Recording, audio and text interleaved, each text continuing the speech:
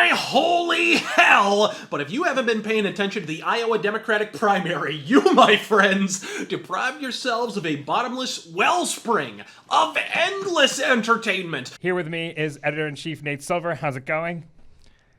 Just say hello hi to everyone except the Iowa Democratic Party. Only the DNC could find a way to rig their primary for Donald Trump. And so after the advent of the hanging Chad, after the great American revolution about Russian bots hacking voting machines, and after they were quietly caught cooking the books to bury Bernie Sanders in 2016, the DNC decided to modernize their transparent fucking fraud with a phone app. An app by the holy fuck did they seriously name it that?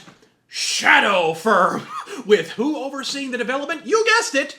Robbie Mook, former campaign manager for Hillary Clinton. Sometimes, folks, life just works out, don't it? A shadow app for a shadow government. And as predictably as you please it, malfunctioned. And by malfunctioned, I mean like Biden without his ginkgo biloba pill. Within a matter of hours, it was clear confusion reigned. Reports flooding in of app passwords not working, ballots that lacked sufficient information to even cast a fucking vote, long lines, hapless poll workers, and our old favorite, voting irregularities. Fortunately, in the absence of order, the brilliantine Bolshevik minds of the left went into overdrive, fashioning a sophisticated solution to truly distill the essence of electoral will.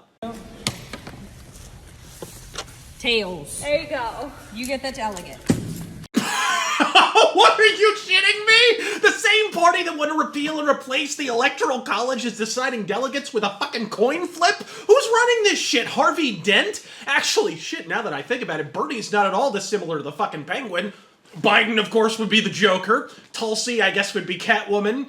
Warren's a cat lady. Buttigieg's howdy-doody looking ass is definitely Scarface. No wonder the DNC is utterly dicked. They're electing Batman's rogues gallery. And all this under the shadow of the seemingly inescapable fact that they're basically deciding who is going to lose to fucking Trump at this point. I hate to say it, lest I depress the conservative vote, but between backfiring impeachment proceedings, a languid field of candidates, and primaries with more rigging than the Spanish Armada, shit's rough, yo. I don't buy the Bernie hype for one irregular heartbeat, by the way. I remember 2016 far too well for that. The groundswell of apolitical support he marshaled with his fiery invective and energetic rallies.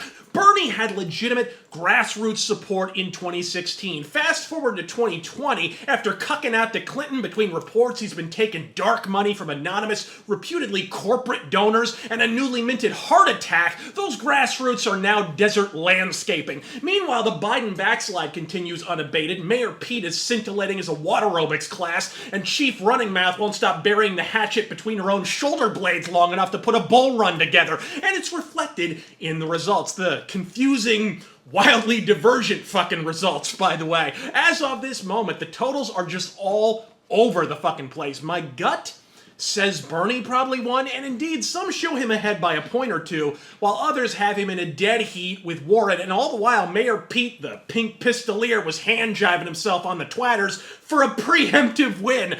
Reputedly, we'll find out who won, I guess, later today, I assume once they've had a chance to phone Hillary. The most important fact to note here is that in every available total, Biden failed to make the top fucking three.